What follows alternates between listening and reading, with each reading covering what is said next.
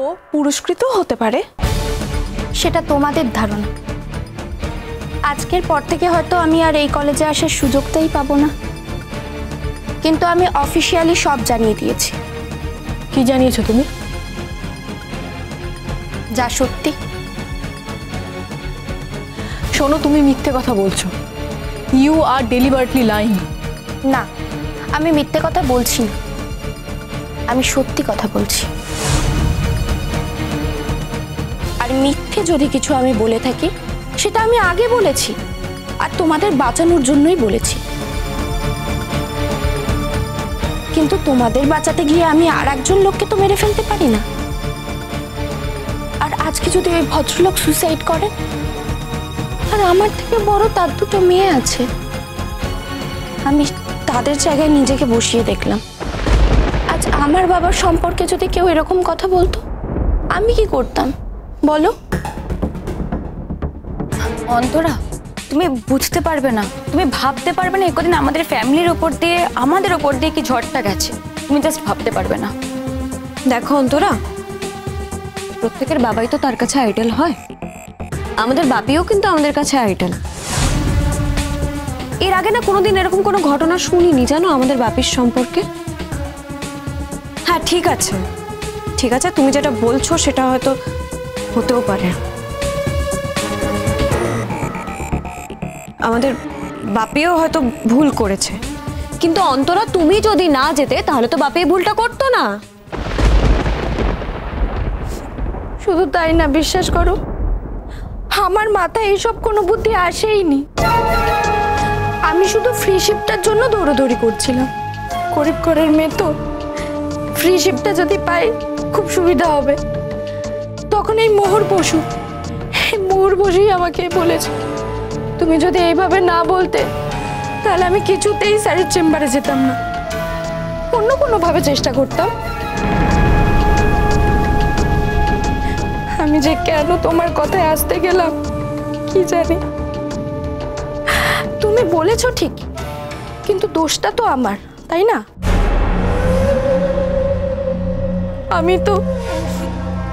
আমি তো তোমার কথা অনুযায়ী এইসব করেছি। আমি স্বীকার করছি আমার দোষ। আজ আমার ঘরে যদি কেউ আগুন লাগিয়ে দিতে বলে, আমি কি তা দেব বলো? তবে একটা কথা বলবো, নিজের স্বার্থ সিদ্ধির জন্য তোমার এরকম একটা নোংরা কাজ করা মোটেই উচিত হয়নি। আমি তো তোমাদের কেউ না, এই কলেজের একজন সাধারণ স্টুডেন্ট, কিন্তু তুমি তো ওই পরিবারের বউ, ওই বাড়ির বউ। তুমি যেটা করেছো সেটা ঠিক করেছো? সত্যি ও কি বলছে? আমি বুঝতে পারছি না মোহর কিছু। তার মানে মোহর তোমাকে শিখিয়েছে, এটাই তো বলতে চাইছো? শিখিয়েছে বলেই তো বলছি। বলো, কলেজে এত মেয়ের মধ্যে আমি তো অন্য কারোর নাম নিচ্ছি না, শুধু ওর নামটাই বলতে গেলাম কেন?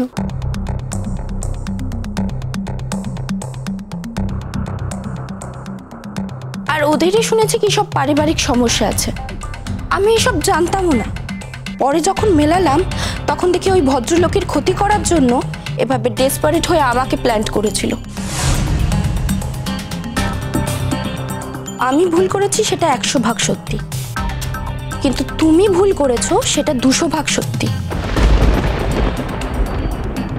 আমার মনে হয় না এই ব্যাপার নিয়ে তোমার সাথে আর আমার কোনো কথা বলার আছে।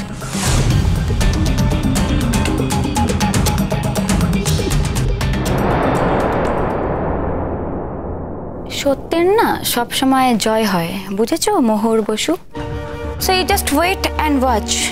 এবার তুমি দেখো খেলাটা কিভাবে ঘুরে যায়।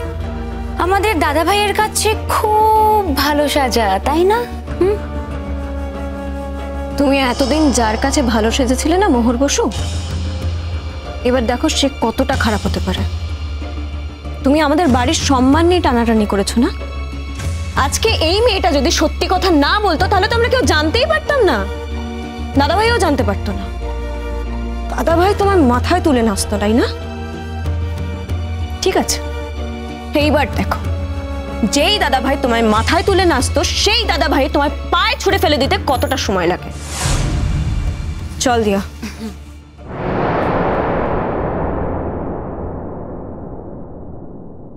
মোহর, এই মোহর, এসব কি হচ্ছে রে? আমি কিছু বুঝতে পারছি না শাশ্বতী। ওই মেয়েটি এরকম কেন করছে? আরে মেয়েটা তো পুরো পাল্টি খেলো, কিন্তু কেন? আমার মনে হচ্ছে ওকে এইসব কেউ শিখিয়েছে, জানিস তো? না না, মেয়েটাকে কেউ যদি শিখিয়েও থাকে তাহলে এই দোষটা নিজের ঘাড়ে কেন টেনে নেবে? এখান থেকে তো নিজেও তো বাঁচতে পারবে না। ও, তার মানে তোরাও আমাকে সন্দেহ করছিস, তাই তো? এ বাবা, না না মোহর, তোকে কেন সন্দেহ করব? কিন্তু একটা তো প্রশ্ন থেকেই যায়, বল। আচ্ছা আচ্ছা, ঠিক আছে, এগুলো থাক এখন। শোন মোহর, আমাদের এখন স্যারের চেম্বারে যেতে হবে। স্যারকে সব কথা খুলে বলতে হবে। তাই চল, তোদের শঙ্কু স্যারকে সবটা খুলে বলবো। আর জানিস শাশ্বতী, আমার এই প্রথমবার কেমন যেন নার্ভাস লাগছে। না মোহর, তোর তো নার্ভাস লাগার কিছু নেই। তুই তো কোনো ভুল করিসনি। না, করিনি। তোদের শঙ্কু স্যারকে সবটা খুলে বললে তোদের শঙ্কু স্যার নিশ্চয়ই সবটা বুঝতে পারবে যে এর পেছনে কোনো বড় চাল আছে।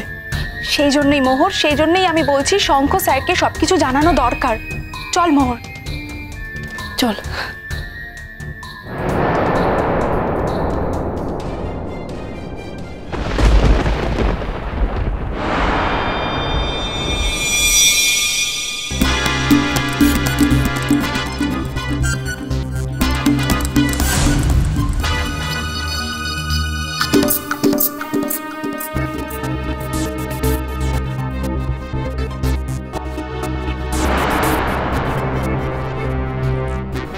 অন্তরা, তুমি বলো তুমি কি চাও? তুমি যা চাও তাই হবে। তুমি কি চাও? এরকম একটা অন্যায় প্রতিবাদ হোক, যে কোনো লেভেলে গিয়ে ওই মানুষ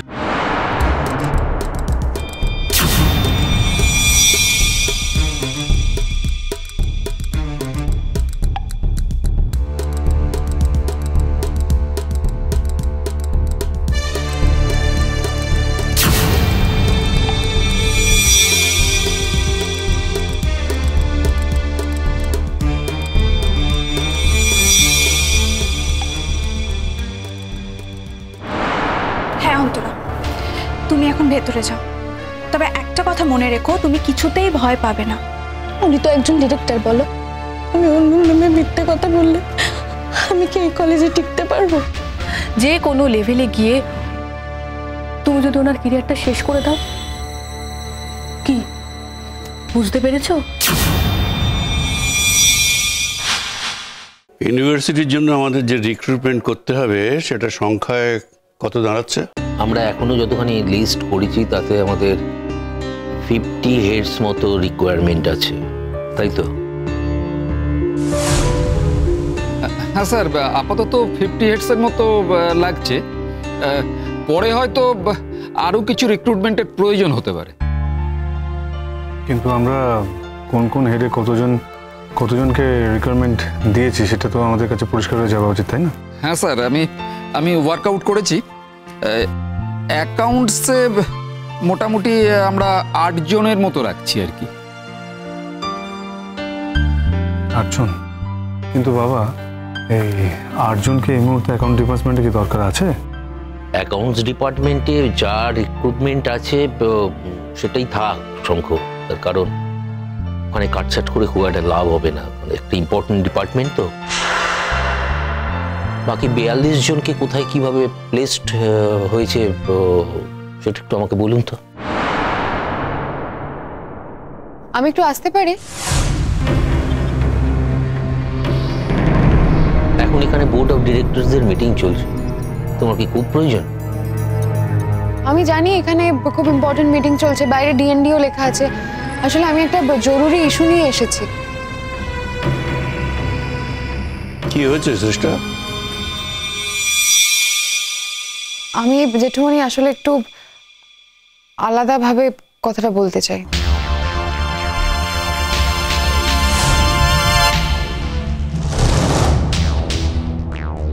হ্যাঁ দেখো, আলাদা করে কথা বলার মতো তো কিছু নেই।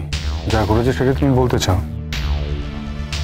হ্যাঁ, যদি পার্সোনালি কোনো কিছু বলতে চাও বা কাউকে বলতে চাও সেটা after this meeting, but not now.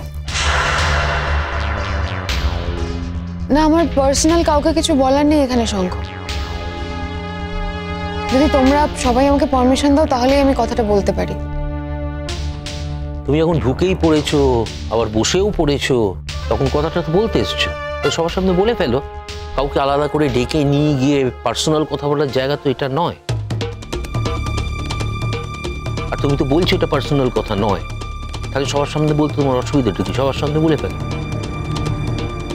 হ্যাঁ, কি হয়েছে শ্রেষ্ঠা? কলেজের কোনো প্রবলেম বলো। হ্যাঁ ছোটকা, কলেজেরই প্রবলেম। নইলে কি আমি এভাবে ছুটতে ছুটতে আসি এরকম একটা মিটিং এর মাঝখানে? আমি এই কলেজকে নিজের প্রাণের থেকেও বেশি ভালোবাসি। আমি এই কলেজের কাছে কৃতজ্ঞ। এই কলেজের জন্য আমি আজকে পরিচিতি পেয়েছি।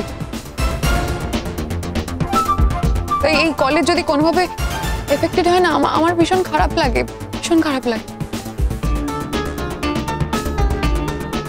কি হয়েছে সিস্টার, সেটা বলো। জেঠুমনি, ওই ছোটকাকে নিয়ে যে ইনসিডেন্টটা হয়েছিল না, তার একটা কাউন্টার এসেছে।